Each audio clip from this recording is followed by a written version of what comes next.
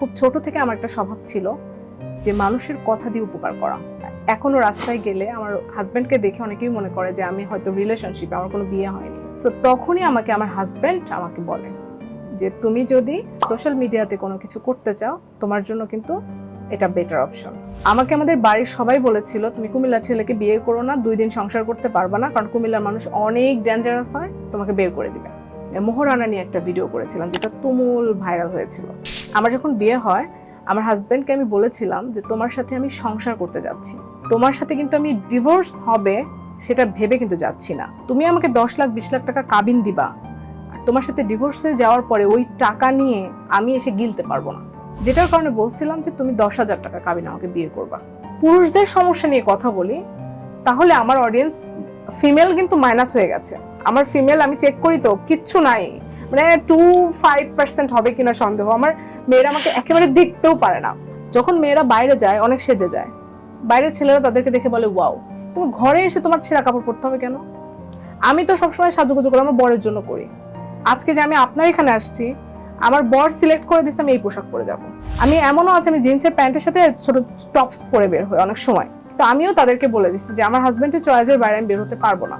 আর আমি যদি তার কথা না শুনি তাহলে যে মেয়েটা জিন্সের প্যান্টের সাথে টপস পরে তাকে ভালো লাগবে। দুইজনকে হাজবেন্ড ওয়াইফ হওয়ার আগে বন্ধু হতে হবে। ওই আলাদা বিছানা করার কারণে একটা সময় আলাদা থাকার অভ্যস্ততা তৈরি হয়ে যায় মানুষের। মেয়েরা তখন আর চায় না হাজবেন্ডের সাথে ঘুমাতে। এবং এই বিশ্বাসটাও ইসলামিক বিশ্বাস। ইসলামিক মোটিভেশন ছাড়া পৃথিবীতে কোনো মোটিভেশন কাজ করবে না। মেয়েরা প্রথমে ভাবলেও যে আমি হয়তো মেয়েদের বিপক্ষে, কিন্তু মেয়েরা যদি সত্যিকার অর্থে ভাবে তাহলে বুঝবে যে আমি মেয়েদেরকেই মোটিভেট করি, ছেলেদেরকে না।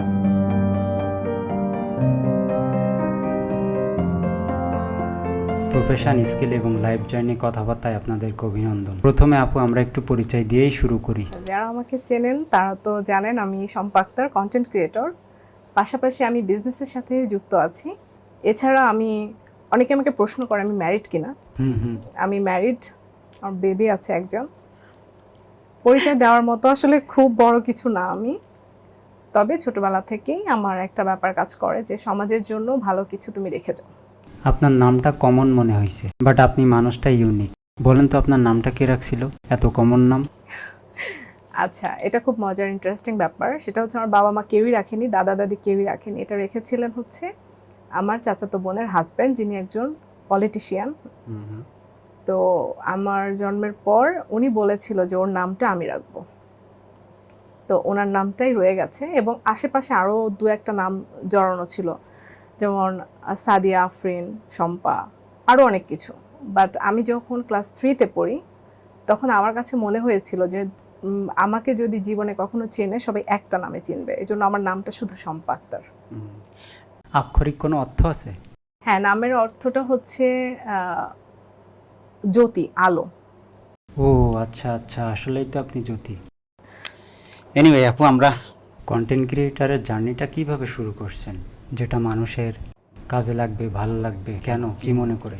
আমার বিয়ে হয়েছে অনার্স ফার্স্ট ইয়ারে, কিন্তু আমার আচরণ, আমার অ্যাক্টিভিটিটা এরকম যে আমার সমবয়সীদের কাছেও মনে হয় আমি অভিভাবক। তো আমি মানুষের জীবনে অনেক প্রবলেম দেখতাম। খুব ছোট থেকে আমার একটা স্বভাব ছিল যে মানুষের কথা দিয়ে উপকার করা, যে এটা বললে যদি ওর একটু হেল্প হয়, এই সাজেশনটা দিলে যদি ওর লাইফে একটু ভালো কিছু হয়। এভাবে করতে করতে যখন আমি আসলে বিয়ের পরেও আমার সংসারটা এত সুন্দরভাবে চলছে, সবাই আমাকে প্রশ্ন করতো যে এভাবে ম্যানেজ করি কিভাবে, এটা কি আমি মানুষের মধ্যে শেয়ার করতে পারি না? কারণ মানুষের মধ্যে তো সমস্যা এখন, জটিলতা, সংসার জটিলতা, অনেক কিছু। বাট এতদিন ধরে তুমি তোমার সংসার জীবন পরিচালিত করতেছো, কিন্তু তোমার সমস্যা নাই কেন? এবং তোমাদেরকে দেখে এখনো কেন মনে হয় আনম্যারিড কাপল। ইনফ্যাক্ট আমি এখনো রাস্তায় গেলে আমার হাজব্যান্ডকে দেখে অনেকেই মনে করে যে আমি হয়তো রিলেশনশিপে, আমার কোনো বিয়ে হয়নি। সো তখনই আমাকে আমার হাজব্যান্ড আমাকে বলে যে তুমি যদি সোশ্যাল মিডিয়াতে কোনো কিছু করতে চাও তোমার জন্য কিন্তু এটা বেটার অপশন, কারণ মানুষ তোমার দ্বারা উপকৃত হবে। কারণ সাংসারিক জটিলতা, অনেকে আছে যে সত্যিই জানে না যে আসলে কোন পথটা দেখালে কেউ একজন দেখাবে যে ওই পথে চললে তুমি সত্যিই ভালো থাকবা। তো তখন আমার কাছে মনে হলো যে আমার যখন বিয়ে হয় এই জিনিসটা জানা খুব দরকার। আমার যখন বিয়ে হয় 2টা ঘটনা ঘটে। প্রথমত আমি পাবনার মেয়ে, আমার শ্বশুরবাড়ির মানুষজন সবাই কুমিল্লার, বাট তারা সেটেল ডাউন করেছে নরসিংদীতে। আমাকে আমাদের বাড়ির সবাই বলেছিল তুমি কুমিল্লার ছেলেকে বিয়ে করো না, 2 দিন সংসার করতে পারবা না, কারণ কুমিল্লার মানুষ অনেক ডেঞ্জারাস হয়, তোমাকে বের করে দিবে, বা যে কোনোভাবে তুমি 2 মাস সংসার টিকাতে পারবা না। তো আমি তখন বলছিলাম যে আমি যেহেতু ভালো মানুষ, আমার মন ভালো, এই ভালো মানুষটা হয়ে দেখি না করতে পারি কিনা, এই জায়গা থেকে বিয়ে।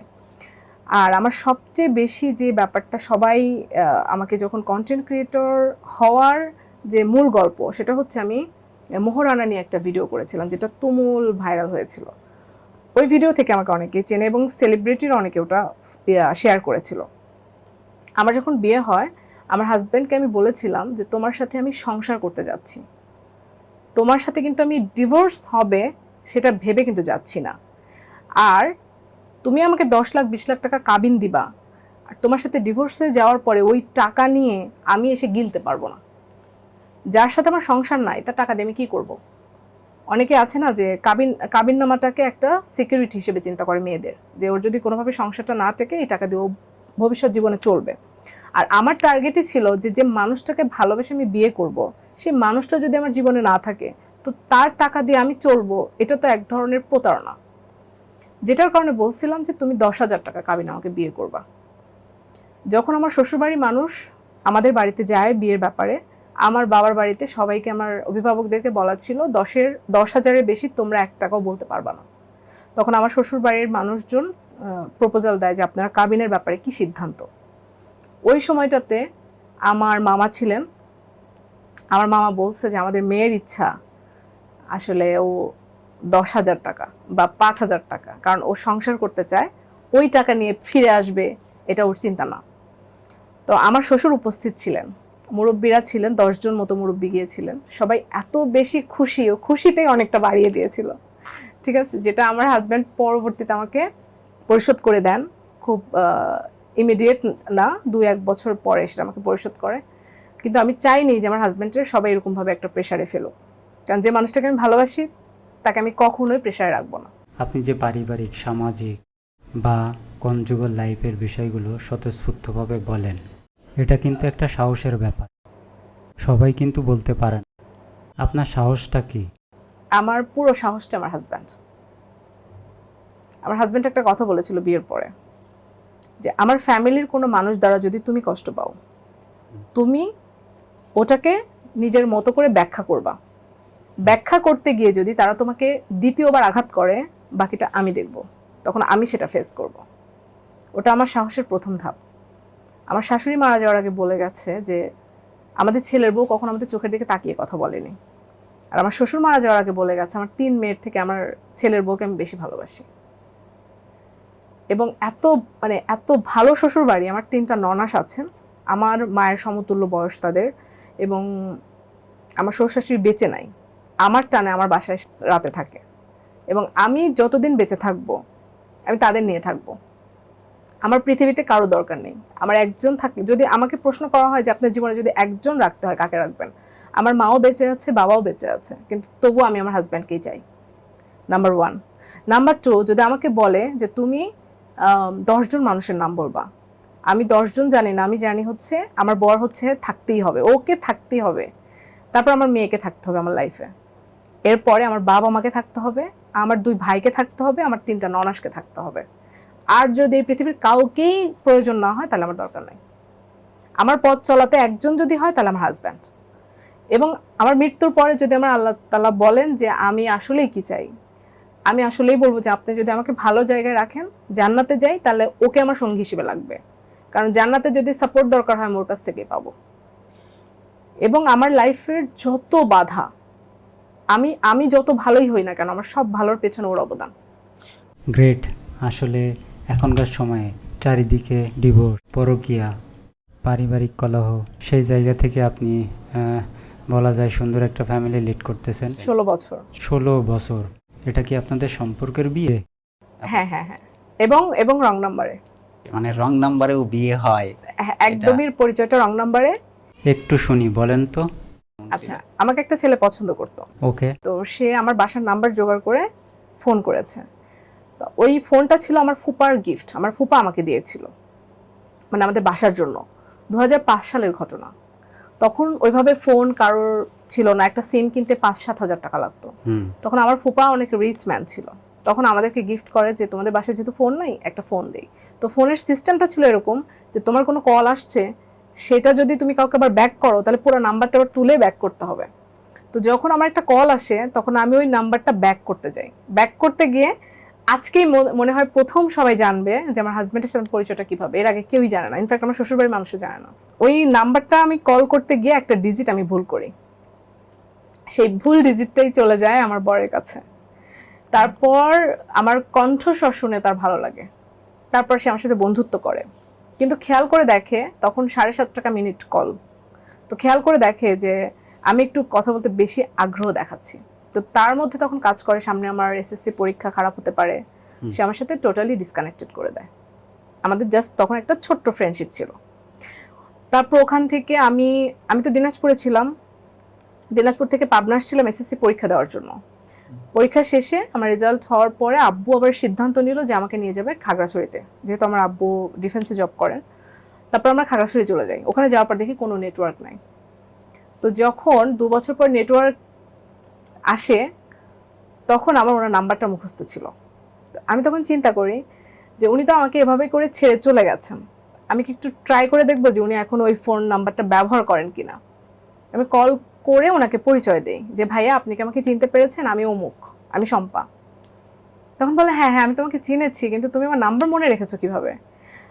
আর ওর তখন মাথায় আসছে যে মেয়ে 2.5 বছর ধরে আমার নাম্বার মনে রাখতে পারে সেই মেয়ে আসলেই ফেক না, মানে বন্ধুত্ব রাখা যায়। রোমাঞ্চিত ব্যাপারটা। 2.5 বছর পর আপনি কি তাকে দেখছিলেন? না না না, আমাদের কখনো দেখা হয়নি।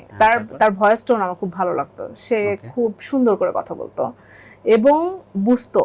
এবং যখন আমি কথা বলতাম আমাকে বিভিন্ন সায়েন্সের বিভিন্ন ম্যাথমেটিক্স বা ফিজিক্স কেমিস্ট্রি আমাকে বিভিন্ন জায়গায় ধরতো, তুমি যে এই চ্যাপ্টারটা পড়েছো কিনা। তো আমার কাছে মনে হতো এরকম একজন অভিভাবক তো আমি জীবনে চাই আসলে, যে মানুষ আমার পড়াশোনা নষ্ট হবে জন্য আমার সাথে যোগাযোগ বন্ধ করে দিতে পারে, সে ভালো। ওই থিঙ্কিং থেকে তার নাম্বারটা আমার মনে রাখা। তারপর আমি অনেকবার কল করেছি, তার বন্ধুদেরকে দিয়ে আমাকে অনেক খারাপ কথা বলিয়েছে, এই মেয়ে এই নাম্বারে ফোন দিবা না, এটা ও ব্যবহার করে না, তুমি যাকে খুঁজছো সে তার নাম্বার না। তারপর আমি কিছুদিন চেষ্টা করার পর কান্নাকাটি করার পরে আর কখনো কল দিইনি। দেওয়ার পর আমি তো খাগড়াছড়ি চলে যাই, ওখানে তো নেট নাই। তো নেট না থাকার কারণে তার সাথে আমার 2.5 বছরের কোনো যোগাযোগ নাই। 2.5 বছর পর ফখরুদ্দিন সরকার খাগড়াছড়িতে প্রথম নেট দেয়। তো নেট দেওয়ার পর আমি ফার্স্ট কলটা তাকে করি যে আমি অমুক, আমি শম্পা বলছি, আপনি কি আমাকে চিনতে পেরেছেন ভাইয়া। ভাইয়া বলতাম। তারপর ওর মাথায় কাজ করে যে মেয়েটা এত বছর পরে আমাকে মনে রাখতে পারে, মেয়েটা ভালো, ওর সাথে বন্ধুত্ব করা যায়। আমাদের বন্ধুত্ব চলাকালীন 6 মাসের মধ্যে সে আমাকে না দেখে আমাকে প্রপোজ করে যে আমি যদি বেঁচে থাকি আমি তোমাকে বিয়ে করব। এবং তার 8 মাস পরে আমি তখন ফার্স্ট ইয়ারে ভর্তি হয়ে যাই। ভর্তির কিছুদিন পরে মানে আমাদের দেখা হয়, ও আমাকে দেখতে যায় খাগড়াছড়িতে। কত সালের কথা এটা? এটা হচ্ছে আমাকে দেখতে যায় হলো 10 সালের শুরুর দিকে। 10 সালের শুরুর দিকে আমাকে দেখতে যায়। তো আমি দেখলাম লম্বা করে একটা ছেলে নিউজিল্যান্ড নামে একটা জায়গায় দাঁড়ায় আসছে আমার জন্য। আমি রিক্সা দিয়ে নামলাম, ভয়ে ভয়ে গেলাম যে কেমন না কেমন হবে, দেখতে ভালো না হলে আমি চলে আসবো। আবার সেও হয়তো ভাবছে যে দেখতে ভালো না হলে আমি চলে আসবো, এরকম হয়তোবা মনের মধ্যে ভালোবাসা থাকা সত্ত্বেও একটা মানে একটা ভয় সংশয় কাজ করতেছে। একেবারেই যদি জঘন্য হয় তাহলে কেমন করে হবে, তখন তো ভিতরে ভালোবাসাটা যদি নষ্ট হয়ে যায়। তারপর আমরা দুইজনের কেউই আসলে অনেক ফর্সা না, আমাদের সেম কালার, বাট তাকে দেখার সাথে সাথে মনে হয় আমার হাজব্যান্ড সে হবে, মানে এরকম একটা ভেতরে ফিল করি আমি। তো ওইটা যখন আমি ফিল করে ফেলি তখন আমি ওই দিনে তাকে বলে আসি যে তখন আবার তুমি করে আমরা কথা বলি। প্রপোজ করার পর থেকে তুমি করে কথা বলতাম। কথাটা কত মাস বা কত বছর? আমার 6 মাস হচ্ছে লেন্দি করার পর আমাদের দেখা, আর দেখা হওয়ার 8 মাসের মধ্যে আমাদের বিয়ে। ও আচ্ছা আচ্ছা। তো তখন আমি তাকে বলি, সে আমার জন্য সাদা অনেকগুলো ফ্লাওয়ার নিয়ে গিয়েছিল, বিদেশি ফুল আর কি, গোলাপ টোলাপ না, কিন্তু একদম সাদা অন্য। আমি তখন চিন্তাম না ওই ফুলের নাম কি। তারপর সেই ফুলটা কিন্তু সে নিতে ভুলে যায়, হোটেলের রুমে রেখে আসে, আমাকে দিতে পারে না। পরের দিন আমার রাজশাহীতে একটা এক্সাম ছিল, ওটার জন্য আমি আসবো, পরে আমাকে নিয়ে আসে এবং ওই বাসের মধ্যে পচা ফুল আমাকে দেয়। না, নিয়ে আসি ব্যাপারটা একটু বলি, মানে আপনি তখন ফ্যামিলিতে খাগড়াছড়িতে আছেন, হ্যাঁ হ্যাঁ, তো থাকার পরে আপনি আমার তো ইন্টারমিডিয়েট শেষ। একটা মেয়ে হ্যাঁ খাগড়াছড়ি থেকে রাজশাহীতে আসতেছেন উইদাউট অভিভাবক, মানে হ্যাঁ, হ্যাঁ। জিনিসটা আপনার অভিভাবক কি ছাড়ছে তখন আপনাকে? না, আমি তো এক্সাম দিব, মানে তোমার বিভিন্ন ইউনিভার্সিটির এক্সাম গুলো ও, তখন আচ্ছা, চলছে, আচ্ছা, আচ্ছা। তখন তো আমাকে ছাড়তেই হবে, আমি তো বড় হয়ে গেছি ও, অলরেডি। আচ্ছা। এবং রাজশাহী আমার মামার বাড়ি, আমি ও। মামার বাসায় যে ওখান থেকে পরীক্ষা দিব। ও আচ্ছা। যেহেতু আমি চলে আসবো, সেজন্যই তো তার যাওয়া, যে তুমি যেহেতু আসবা তাহলে আমার দেখা হবে, তোমার সাথে আমি ঢাকা পর্যন্ত আসতে পারবো, আমি ঢাকায় নেমে যাব, তুমি পরে চলে যাও। তো এটা একটা সুযোগ নেওয়া, যে হ্যাঁ, হ্যাঁ, তার সাথে আমার got it. অনেকটা টাইম। হ্যাঁ, আর যেহেতু আমাকে ফাইনালি বলে ফেলেছে যে আমি তোমাকেই বিয়ে করব, আর আমিও সম্মত, যার জন্য আমার তাকে ভয় লাগে না, না। বিশ্বাসটা তৈরি হয়ে গেছে already। বিশ্বাসটা আল্লাহ প্রদত্ত, আমার কাছে যেটা মনে হয় ও আমার লাইফে একেবারে আল্লাহ পাক আসমান থেকে নাজিল করে আমাকে দিচ্ছে। আপনাদের বয়সের গ্যাপটা কেমন ছিল? আমাদের 4 বছরের গ্যাপ। ও, হ্যাঁ, close আর to। আর ও কখনোই মিথ্যে বলে নাই, এবং রিলেশন চলাকালীন আমাকে জীবনে কোনোদিন একটা গিফটও দেয় নাই, আমাকে ইমপ্রেস করার জন্য যে কিছু এক্সট্রা করবো ওটা কিচ্ছু করে নাই। আমি যখন হোস্টেলে ছিলাম, আমি দেখতাম যে হোস্টেলের মেয়েরা অনেক আড়ঙের ব্যাগ ভর্তি করে গিফট নিয়ে আসে, বয়ফ্রেন্ডরা দেয়, তারা পরে অনেক এনজয় করে। বাট আমার লাইফটা দেখে সবাই অবাক হতো যে তোমার একটা বয়ফ্রেন্ড আছে কিন্তু তোমাকে কিচ্ছুই দেয় না। আমি বললাম যে সেও দেয় না, কিন্তু আমার কখনো মনে হয় না সে আমাকে দিক, তার কারণ সে আমাকে দিল কিন্তু বিয়ে হলো না, তখন তার জিনিসগুলো আমাকে সবসময় কাঁদাবে, তো আমি কেন তার টাকা নষ্ট করব? সে আমাকে এক হাড়ি ডিম কিনে দিতে চেয়েছিলাম, ওইটাও নিয়ে নাই, যে তোমার ডিম খেয়ে হজম করতে পারবো না, যদি হারায় যাও। টানটা কি আপনার বেশি ছিল? আমাদের দুজনের সেম। আমি তাকে হোস্টেলে থাকা অবস্থায়, আমি লালমাটিয়াতে ছিলাম হোস্টেলে, তো মানে সম্পর্ক চলাকালীন সময়ে ভর্তি টর্তি এগুলো তো হচ্ছেই। আমি লালমাটিয়াতে ভর্তি হওয়ার পর তখন একটা দিনের ঘটনার পরেও আমাকে একদম শিওর করে বলে যে তোমাকেই আমার লাগবে আমার লাইফে। সেটা হচ্ছে, ও দোকান থেকে একটা জিনিস কেনার পরে দোকানদারের কাছে 2টা টাকা পাবে, তো 2 টাকা না দিয়ে চকলেট দিচ্ছিল। তো ওখানে আমি তখন বললাম যে মামা 2 টাকা দিয়ে দেন, চকলেট লাগবে না, কারণ চকলেট তো আমি খাবো না, আমার টাকাটা দরকার, এর সাথে 3টা টাকা যোগ করলে আমি 5 টাকা দিয়ে মুড়ি খেতে পারবো। তো ওর তখন মনে হয়েছে মেয়েটা সংসারী, যে মেয়ে বলে 2 টাকা ফেরত দেন 3 টাকা যোগ করে মুড়ি খাবো, সেই মেয়ে কখনোই খারাপ হতে পারে না। এবং মজার ব্যাপার হচ্ছে, এখনো পর্যন্ত আমি তাই, আমাকে 5,000 টাকা দিয়ে কোনো কিছু কিনতে দিলে আমি চেষ্টা করি 1500-2000-এর মধ্যে কমপ্লিট করে বাকি টাকা এনে ফেরত দেওয়া। এবং আরো মজার ব্যাপার, যদি রিক্সা ভাড়া 80 টাকা হয়, সে আমার হাতে 100 টাকা দিয়ে বললো ঠিক আছে তুমি ভাড়াটা দিয়ে আসো, ব্যাগগুলো নিয়ে বাসায় যাচ্ছি। আমি 80 টাকা ভাড়া দিয়ে 20 টাকা নিয়ে বলি যে ফেরত আসছে। ও বলে যে তুমি কি কোনোদিন পরিবর্তন হবে না, 20টা টাকাও আমাকে ফেরত দিতে হবে। আমার বরের সাথে যারা জড়িত, তার সারাউন্ডিংয়ে যারা আছে, তারা সবাই বলে যে আসলেই কি শম্পা এরকম বাসায়? আমার হাজবেন্ডকে জিজ্ঞেস করে যে আসলেই কি ও এরকম, যেটা ও ভিডিওতে বলে? পরে বলে যে ও এর থেকে অনেক বেশি ভালো, কারণ ওকে তো আমি দেখি, কিন্তু ও ভিডিওতে যেটা বলে ওটা খুবই সামান্য। মেয়ে হয়ে ছেলেদের পক্ষ নিয়ে কথা বলি, ছেলে হয়ে মেয়েদের পক্ষ নিয়ে কথা বলি, এ ধরনের কন্টেন্টগুলো কি আসলে সোশ্যাল মিডিয়ায় মানুষজন বা দর্শক একটু বেশি আগ্রহ নিয়ে দেখে? আমি কখনো বুঝতেই পারিনি যে আমার কন্টেন্ট কোন দিকে যাচ্ছে। হঠাৎ করে দেখি একটাতে 6 মিলিয়ন ভিউ। সেটা কোনটা?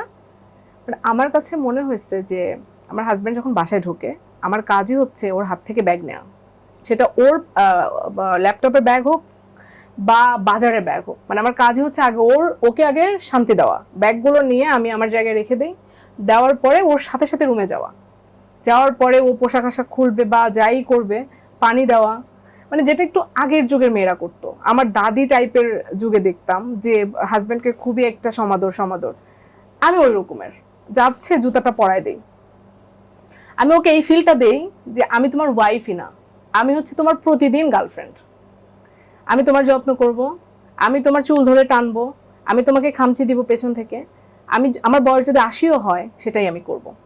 তো হঠাৎ মনে হলো যে আমি কিছু ভিডিও দেখছিলাম, হাজব্যান্ড ওয়াইফ ঝগড়া ঝামেলা, বাসা থেকে বের হয়ে যাওয়া, ওই টাইমটাতে আমার একজন পরিচিত মানুষের লাইফে একটা ঘটনা ঘটে, সে বাসা থেকে বের হয়ে যায়। সমস্যাটা হাজব্যান্ড ওয়াইফের ভিতরেকার। তো হঠাৎ করে মাথায় আসে যে ওর প্রবলেমটা আমি জানি, তো ওর প্রবলেমটা আমি জানলাম যে বাসায় একটা সমস্যা ছিল, ওর হাজব্যান্ড অফিস থেকে ঢুকছে, ঢোকার সময় ও ওইটা ঠাস ঠাস করে বলা শুরু করছে। তো ওইটা মানে ভাইয়া নিতে পারে নাই, ভাইয়া ওকে একটা থাপ্পড় দিয়ে দিছে যে আমি আসছি, আমার গা ঘামা, তুমি এখনই কেন বলবা, আমি আসি, আমি ফ্রেশ হই, তারপরে তো তুমি রিল্যাক্সে বলতে পারতা। ওই সময় ওই রাতেই আমি ওই ভিডিওটা তৈরি করি এবং সম্ভবত সকালে ঘুম থেকে উঠে দেখি ওটা 6 মিলিয়ন একটা ভিডিও। এবং ওইটার পর থেকে আমার এক রাতে 20,000 ফলোয়ার বাড়ে। ওটা ছিল একেবারে টার্নিং পয়েন্ট। ওইটা না হলে সম্ভবত আজকে আমি সম্পাক্তার এবং আমি যে পুরুষদেরকে নিয়ে ভিডিও করি ওটা হতোই না। আমার ইচ্ছা ছিল অন্যদিকে যাওয়া, বাট যখন দেখলাম যে তার মানে এটাও সমাজের একটা সমস্যা, মানে এটা নিয়ে তার মানে কন্টেন্ট হতে পারে, এটা নিয়ে কাজ করা যেতে পারে, ওই যে তখন আমার মাথায় ক্লিক করলো। একটা জিনিস মনে রাখবেন, প্রথমে যখন মানুষ কন্টেন্ট ক্রিয়েট এই ধরনের পেশায় আসে, প্রথমে 1 বছর চলে যায়, বুঝতেই পারে না যে সে আসলে কি টাইপের দিকে আগাবে। প্রথমে একটা শুরু করে, ওটাতে বাধা পায়, আরেকটা শুরু করে, বাধা পায়, একটা সময় গিয়ে সে বুঝতে পারে আমার জন্য আসলে কোনটা বেটার। আমি ওই দিন ফিল করি যে মানুষ তো অনেক রকমের ফুড ব্লগ আছে, ট্রাভেল আছে, তারপরে অনেক রকমের কথাবার্তা বলে, অনেক সাজেশন দেয়, ডক্টর আছেন, ইঞ্জিনিয়ার আছে, বাট আমি যদি পুরুষদের সমস্যা নিয়ে কথা বলি তাহলে আমার অডিয়েন্স ফিমেল কিন্তু মাইনাস হয়ে গেছে।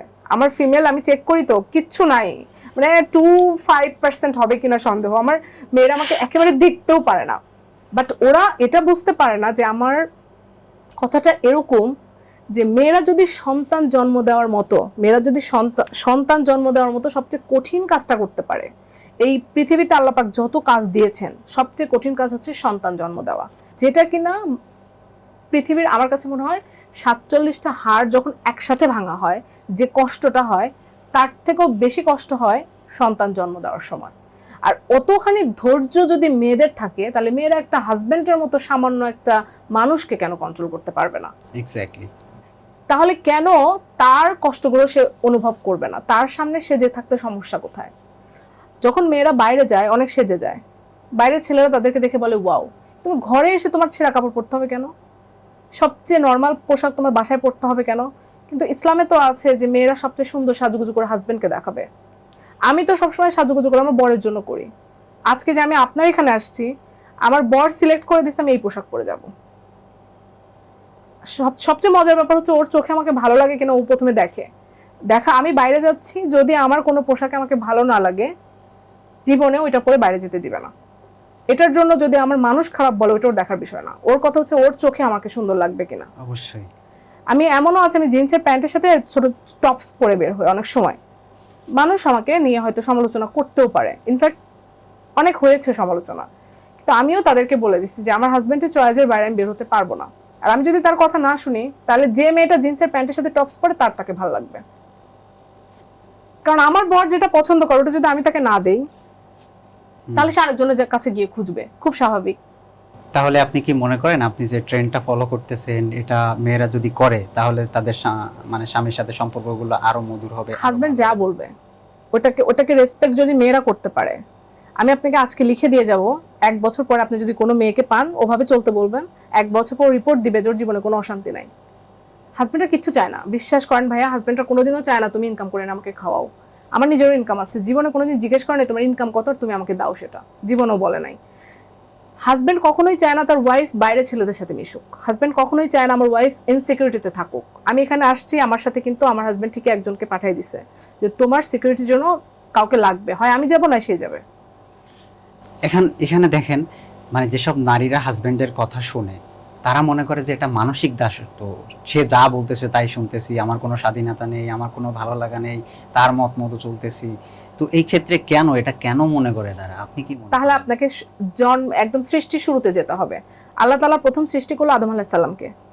সৃষ্টি করার পরে উনি লোনলি ফিল করছে এবং উনি যে একজন নারীকে লাগবে, আল্লাহ তাআলা হচ্ছে সর্বশক্তিমান আল্লাহ এবং উনি মহাপরিকল্পনাকারী। উনি অনুভব করছেন ওনার জন্য একজন নারী লাগবে। তার মানে একজন নারীকে সৃষ্টি করা হয়েছে শুধুমাত্র পুরুষের মনোরঞ্জনের জন্য এবং সিলেক্টেড পুরুষ, সবার জন্য না। আমি আপনার মনোরঞ্জনের জন্য পৃথিবীতে আসিনি, আর 10 জনের জন্য না। আমি আমার হাজবেন্ডের মনোরঞ্জন, সেই মনোরঞ্জনটা যদি এমন হয় যে তার সামনে, এবং হাজবেন্ড ওয়াইফ হচ্ছে পোশাক সমতুল্য, মানে কি খালি পোশাকে তারা একটা পোশাক, মানে একজন অন্যজনকে আবৃত করে রাখবে যদিও তারা পোশাক খোলা অবস্থায় থাকে। মানে ব্যাপারটা কিন্তু মেয়েরা আস্তে আস্তে, আমাদের মধ্যে এখন ইসলাম চর্চা নাই, আমাদের মধ্যে আমাদের সত্যি কথা মেয়েরা জ্ঞানী হলে ভালো হবে। আমার কাছে যেটা মনে হয় মেয়েদের জ্ঞান অর্জনটা অনেক জরুরি। সাপোজ একটা মানুষকে আপনি বিচার করবেন, সেই মানুষটার বিচার করতে হইলে তার একটা মানদণ্ড তো লাগবে। আমি যেটা অনুভব করি সেটা একদম এক লাইনে শেষ করি। একটা হাজব্যান্ড এবং একটা ওয়াইফ, এই জুটিটাই পৃথিবীর প্রথম সৃষ্টি। এই দুইজন মানুষের মধ্যে যদি বন্ডিংস থাকে, যে আমি তোমার বন্ধু, তুমি আমার বন্ধু, আমি তোমার কথা শুনবো, তুমি আমার কথা শুনবা, এমন না যে মেয়েটাই শুধু শুনে যাবে, ছেলেটা শুধু তাকে বলেই যাবে তার উপরে, ব্যাপারটা এরকম না। ব্যাপারটা হচ্ছে আমার ব্যাপারটা তোমার সাথে আলোচনা করব, তোমার ব্যাপারটা তুমি আমার সাথে আলোচনা করে করবা। আমরা ঠিক, দুনিয়ার সব ঠিক। শাশুড়িকে হ্যান্ডেল করা তখন একেবারেই সহজ। আমার হাজবেন্ড আমাকে বুদ্ধি দিত যে আম্মা যদি এটা বলে তুমি এটার অ্যান্সার এটা দিবা, মানে তার মানে হচ্ছে, এবং এটা বলতো যে তোমার ফ্যামিলির যত সমস্যা সব তোমার ঘাড়ে নিয়ে নিবা, আর আমার ফ্যামিলির যত সমস্যা সব আমার ঘাড়ে নিয়ে নিব। আর তারা তো তাদের ছেলেকে কষ্ট রাখবে না, আর তোমার ফ্যামিলি, তুমি তো তাদের মেয়ে, তারা তো চাবে না তুমি কষ্ট থাকো। তার মানে তখন আমরা চাপমুক্ত থাকবো। আমাকে অনেক ভালো ভালো, কুমিল্লার ছেলে তো অনেক ট্যালেন্ট, এবং মানে এত সূক্ষ্ম বুদ্ধি নিয়ে এসে চলে, আমি তার বুদ্ধিতে চলি। আর আমাদের এই যে এখন ঈদে আমরা কি করব, কত বাজেট, কার জন্য কি ফিক্সড, দুজন আমরা আলোচনায় বসি। কিন্তু ম্যাক্সিমাম ফ্যামিলিতে হাজবেন্ডটা জানাই না যে তার বোনদেরকে কি দিচ্ছে, কারণ ওয়াইফ ঝামেলা করবে। আবার ওয়াইফের ফ্যামিলিতে দিতে হবে, সেটার বাজেট ঠিক আছে, ওয়াইফ চাচ্ছে, তখন আবার হাজবেন্ড বলে তোমার এত বাপের বাড়িতে দিতে হবে কেন। এই সম্পর্ক থাকা যাবে না। হাজবেন্ড ওয়াইফ হচ্ছে একটা গাছের শিকড়। গাছ একটা, অনেক ডালপালা থাকবে, মানে ওই ডালপালার মধ্যে সন্তান থাকবে, শাশুড়ি থাকবে, মা থাকবে, বাবা থাকবে, অনেক কিছু থাকবে ডালপালায়, কিন্তু শেকড়টা হচ্ছে হাজবেন্ড ওয়াইফের মিশ্রিত একটা ব্যাপার। ওই শেকড়টা যদি ঠিকঠাক থাকে তাহলে অন্য কিছু ডালপালা ভেঙে গেলে কিচ্ছু হবে না, একদম সব ঠিক। একটা সংসারের মূল ভিত হচ্ছে দুজনের মধ্যে বন্ডিংস। আপনি যেমন স্বামী স্ত্রীর বিষয়গুলো নিয়ে কথা বলেন, সম্পর্ক, পাশাপাশি বাচ্চাদের লালন পালন করার ক্ষেত্রে আপনি অনেক গুরুত্বপূর্ণ কথাবার্তা বলেন। একটা শিশুর গ্রো আপটা ঠিক কিভাবে হবে, আপনি কিভাবে দেখেন? আমার মেয়ের স্কুল থেকে আমি একটা জিনিস শিখেছি। ওর একটা ফ্রেন্ড, ওর বাবা মায়ের মধ্যে কেমন সম্পর্ক সেটা এসে আমার মেয়ের কাছে আলোচনা করছে, যে আমার বাবা মা ঝগড়া করে এবং এভাবে করে মারে। আমার মেয়ে সেটা কখনো দেখেনি। আমার মেয়ে আমার বাসায় কখনো বাবা মা ঝগড়া বা বাবা মা একজন অন্যজনকে কষ্ট দিতে পারে এটা কখনো দেখেইনি। সে আমাকে বাসায় এসে বলছে যে মাম্মি জানো, আমার ফ্রেন্ডের বাবা মা অনেক ফাইট করে। তার মানে হচ্ছে বাবা মা যে আসলে, বা স্বামী স্ত্রীর সম্পর্কটা থেকেই যে একটা সন্তান, সেটা অনেক বাবা মা ভুলেই যায়। রাগ করার পরে, আপনি জানেন ম্যাক্সিমাম মেয়েরা, আমার কাছে একটা পিকচার আছে, আমি আপনাকে শেয়ার করতে পারবো হয়তো, ওয়াইফ তার হাজব্যান্ডকে এই জায়গাটুকু পুরা কেটে দিছে, মানে ইচ্ছা মতো এখানে টর্চার করছে। এই ছবিটা আমাকে একজন পাঠিয়েছে যে আপু দেখেন আমার ওয়াইফ আমাকে কি পরিমাণ নির্যাতন করছে, এবং ওগুলো বাসায় হয়, বাচ্চার সামনে হয়। সেই বাচ্চাটার মানসিক অবস্থা তখন কি দাঁড়ায়, এবং ওটাকে বলে ব্রোকেন ফ্যামিলি। ওই রকম ফ্যামিলি থেকে ওই বাচ্চা কখনোই ভালো কিছু শিখে বড় হবে না। পরবর্তীতে সেও তার হাজব্যান্ড বা ওয়াইফের সাথে সেম আচরণটা করবে। আমার মেয়ে, আমার মনে হয় না, আল্লাহ তাআলা যদি চান, আমার মেয়ে যদি হায়াত থাকে, ও বড় হলে ও কিন্তু আমাকে ফলো করে। বাবা বাসায় ঢুকলো মানে এখন আমি ব্যাগ ধরি না। মজার ব্যাপার হচ্ছে এখন আমার মেয়ে ব্যাগ ধরে। মজার ব্যাপার হচ্ছে আমি আগে পানি দিতাম, ও সেটা দেখেছে, এখন ও পানি দেয়।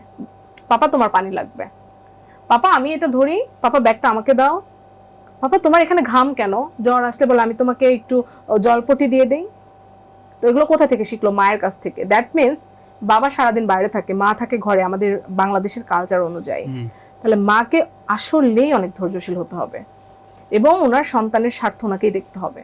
সন্তানের সামনে কেন ঝগড়া করব? আমরা রুম বন্ধ করে জোরে কথা বললেই কি ঝগড়া? জোরে কথা বললেই কি সমাধান না? আস্তে আস্তে বসে সে আলোচনাটার দরকার হলে সারা রাত জেগে থাকবো। ফ্যামিলি আমারও আছে, আমার যে একেবারে 16 বছরে কোনোদিন কোনো দ্বিমত হয়নি ব্যাপারটা তা না, কিন্তু তুমি একটা রুমে বসো, পাশাপাশি বসো, চোখে চোখ রাখো, তুমি সেই ব্যাপারটা নিয়ে একটু একটু করে কথা বলো। যদি মনে হয় ভুল করছো, সাথে সাথে সরি বলে মিলে যাও। কিন্তু ওইটা তুমি মানে ইয়ে করে রাখবা, এটাকে কি বলে, ধরে রাখবা। রাগ ধরে রাখলে জিদ বাড়ে। আস্তে আস্তে অভিমান হয়, জিদ বাড়তে থাকে, একটা সময় ওখান থেকে ছড়ায়, মানে সে তার আবেগকে তখন অন্যদের কাছে বলে, তারা তখন তাকে কুবুদ্ধি দেয়। কারণ মানুষের সংসার ভেঙে যেতে যেমন শয়তান দেখতে খুব পছন্দ করে, আল্লাহ পাক ওই যে আদম আলাইহিস সালামের সাথে যাতে হাওয়া আলাইহিস সালামের সংসারটা যা ভেঙে যায় বা এরকম নিয়ে কিন্তু অনেক কিছু আছে। তো এটা শুরু থেকেই শয়তানের চেষ্টাই হচ্ছে হাজব্যান্ড ওয়াইফের মধ্যে শুধু দ্বন্দ্ব লাগাও। অর্থনৈতিক সমস্যার জন্য কি পারিবারিক সম্পর্কগুলো ভাঙে? আপনি কি মনে করেন, আপনার দৃষ্টিতে কি? যদি অর্থনৈতিক প্রবলেমের কারণে সমস্যা থাকতো, সত্যিই তাই হতো, তাহলে কোনো রিকশাওয়ালার বউ কখনো হাসি দিত না। অর্থনৈতিক ব্যাপারটা যদি সুখের মূল মানদণ্ড হতো, তাহলে পৃথিবীর কোনো রিকশাওয়ালার বউ নিয়ে কোনো রিকশাওয়ালা সংসার করতে পারতো না। আমি অনেক রিকশাওয়ালার সাথে কথা বলি, তারা কিন্তু অনেক হ্যাপি, 1 কেজি চাল নিয়ে ঘরে ফিরে কিন্তু হ্যাপি। কারণ কি, দুইজনের মধ্যে বোঝাপড়া থাকতে হবে যে আমার এই সামর্থ্য ওয়াইফকে মেনে নিতে হবে। আমি যদি আমার হাজব্যান্ডকে প্রেশার দেই, সে বেপথে যেতে বাধ্য হবে। যে আমার ওয়াইফকে খুশি ডায়মন্ডের নেকলেস গিফট করতে হবে, মানে 20 লাখ টাকা দরকার। এখন 20 লাখ টাকার জন্য তো আমার স্যালারি থেকে সেটা আসবে না, তাহলে আমাকে চুরি করতে হবে বা আমাকে কাউকে ব্ল্যাকমেইল করে সে টাকা এনে আমার ওয়াইফকে একটা নেকলেস দিতে হবে। আমি আমার হাজব্যান্ডকে কোন পথে দিব সেটা তো আমাকেও ভাবতে হবে। সে মানসিক টেনশন নিতে পারবে কতটুকু তো দিতে হবে। তার পকেটে 5 টাকা থাকলে 3 টাকার মধ্যে আমার আবদারকে সীমাবদ্ধ রাখতে হবে। একজন আদর্শ স্ত্রী হতে হইলে তার কোন গুণগুলো থাকতে হবে আপনি কি মনে করেন? খুব বেশি না, আমার কাছে মনে হয় 5টা জিনিস থাকলে এনাফ। কি?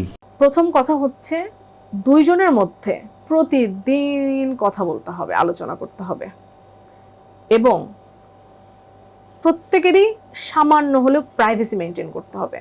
যেমন আমি আমার হাজব্যান্ডের সাথে এক বেডে থাকলেই যে আমি ড্রেস চেঞ্জের সময় সে বিনা অনুমতিতে চলে আসবে, এটা করা যাবে না। বিশেষ মুহূর্ত মানে বিশেষ, কিন্তু অন্যান্য সময় কিছু প্রাইভেসি মেনটেন ডেফিনেটলি করতে হবে। যেখানে কিছুটা দূরত্ব সেখানে মানুষের টান বেশি। আমি অনেক মিশে যাব, আমি অনেক তার সাথে একদম মাখামাখি, আবার রাগ হলেই তুই তুকারি ঠাস করে একটা থাপ্পড় মেরে বসবো, তাহলে তো হলো না। তার থেকে সম্মান নিয়ে কিছুটা দূরত্ব মেনটেন করে ভালো থাকা সবচেয়ে বেটার অপশন, এটা একটা ব্যাপার।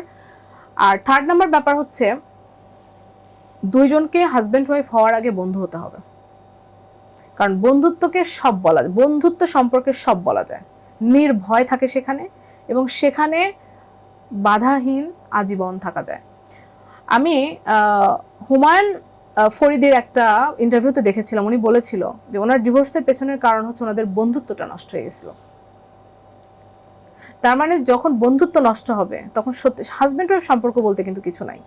হাজব্যান্ড ওয়াইফ হচ্ছে তোমাকে একসাথে থাকার জন্য সমাজ পারমিশন দিচ্ছে, এক রুমে তোমরা থাকতে পারবা, এটাকে বলে হাজব্যান্ড ওয়াইফ। বাট সারা জীবন কাটিয়ে দেওয়ার জন্য কিন্তু একজন পারফেক্ট ফ্রেন্ড দরকার। তো ওই ফ্রেন্ডশিপটা যদি না থাকে, জীবনেও সম্পর্ক থাকবে না। আর 4 নম্বর ব্যাপারটা হচ্ছে, প্ল্যানিং থাকতে হবে।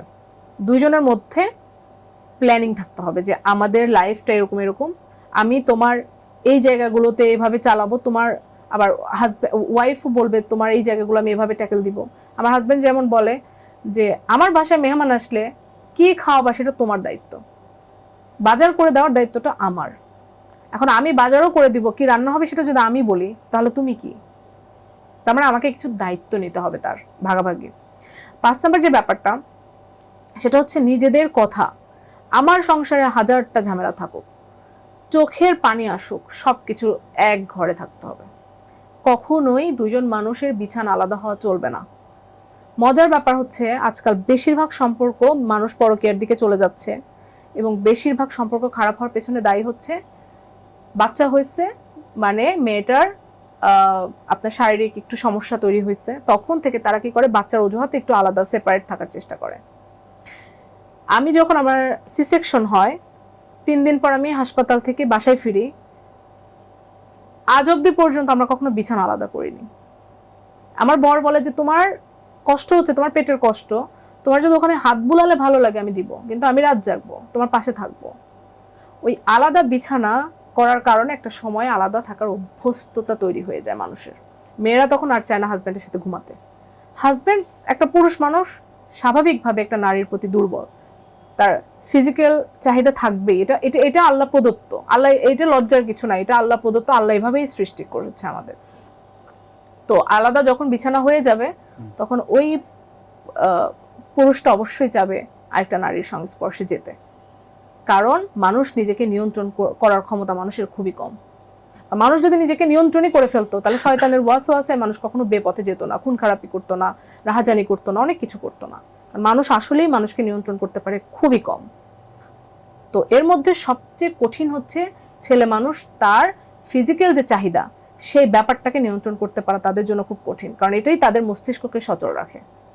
সো ওয়াইফদের বুঝতে হবে আমার বাচ্চা হোক আমার যাই হোক, আমাদের মধ্যে আমরা পাশাপাশি ঘুমাবো, কিচ্ছু দরকার নেই, কিন্তু ওর গায়ের সাথে আমার গাটা লেগে থাকতে হবে, ও ফিল করতে হবে আমি আছি। সোশ্যাল মিডিয়ায় আপনি কি ধরনের কমেন্ট পান?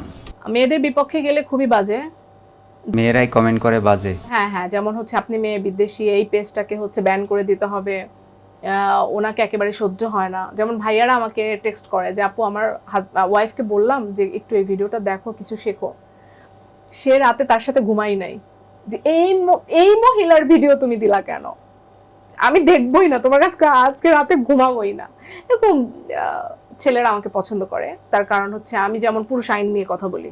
বাংলাদেশের কেউ এরকম বলেছে কিনা আই ডোন্ট নো, বাট আমি পুরুষ আইন নিয়ে কথা বলি যে পুরুষদের জন্য আইন হওয়া দরকার, যে পুরুষ এই যে পুরুষের হাত নষ্ট করে দেওয়া হচ্ছে খামচি দিয়ে, গোস্ত তুলে নেওয়া হচ্ছে, পুরুষকে যে কি পরিমাণ মারে, লাথি দেয়, কত কিছু করে, অনেক কিছু আমি জানি। মানে 2 গাল তো চর খেতে খেতে পরের দিন অফিসে যাওয়ার আগে বেসিনের সামনে, আগে ড্রেসিং টেবিলের সামনে তো তাদের ইয়ে থাকে না, অধিকার থাকে না। ওয়াইফ বলে এটা আমার ড্রেসিং টেবিল, ওরা বেসিনের সামনে গিয়ে চেহারাটা দেখে লাল হয়ে আসছে কিনা, অফিসে যেতে পারবে কিনা। তার মানে পুরুষ হচ্ছে ঘরের ভিতরে কি পরিমাণ নির্যাতিত কল্পনার বাইরে।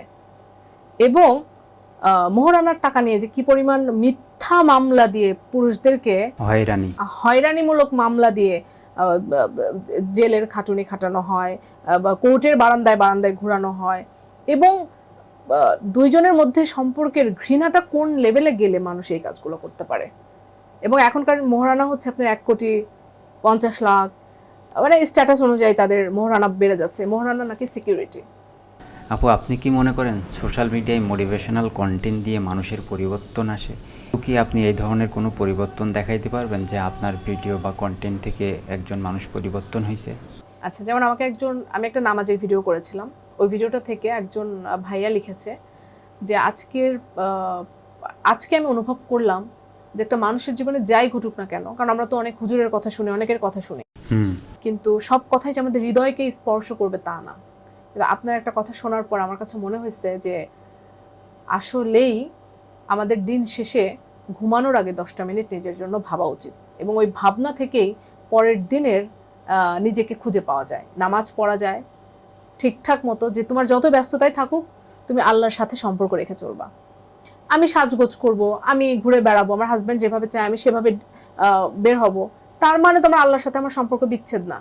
আমার আল্লাহর সাথে আমি থেকেও তো অনেক কিছু করতে পারি। অনেকেই মনে করে পরহেজগার মানে হচ্ছে হাত মোজা, পা মোজা, বোরকা পরা, এগুলো পর্দা, এগুলো ফরজ, কিন্তু ফরজ তো আরো অনেক আছে। 17 পুরো দিনের নামাজে 17টা ফরজ আছে। এখন সেই ফরজের মধ্যে মানুষ হয়তো 4টা পালন করলো, অনেকগুলো বাকি যায় না। তো আমার কাছে মনে হয় আমার যদি কোনো ল্যাকিংস থাকে সেটা হচ্ছে আমার পর্দার ব্যাপারে অনীহা আছে। ওটা যখন আল্লাহ তাআলার তরফ থেকে আসবে, আমি চেষ্টা করতেছি, যদি আসে তো ওটাও আমার হয়ে যাবে। কিন্তু কথা হচ্ছে যে আমি অনেকগুলো ফরজ বাদ দিয়ে আবার শুধু পর্দা নিয়ে পড়ে থাকলাম, আর বোরকা পরার কারণে একজন আমাকে ভালো বললো, আসলে তুমি ভালো না। ধর আমি সারাদিনে 17টা ফরজ বাদ দিলাম, শুধু বোরকা পড়লাম একটা ফরজ, তাহলে আমার লাভটা কি হলো? এই জন্য আল্লাহ কখনোই তোমার কাজ দিয়ে তোমাকে জান্নাত দিবে না। তোমার মনের যে কথা, সেই সন্তুষ্টিটা যদি তুমি নিতে পারো আল্লাহ থেকে, তাহলে তুমি জান্নাত পাবা। আপু আপনি কি মনে করেন আপনি মাশাআল্লাহ সুন্দরী, স্মার্ট, এই জন্য সবাই আপনার কথা শোনে? এইটা একটু ডিফিকাল্ট কোয়েশ্চেন। বিয়ের প্রস্তাব অনেক আসে এবং এটা রিপ্লাই দিতে হয় আমি বিবাহিত। ওরও কি আর প্রপোজাল দিছে আমাকে, আমি বিবাহিত জানা। হ্যাঁ হ্যাঁ,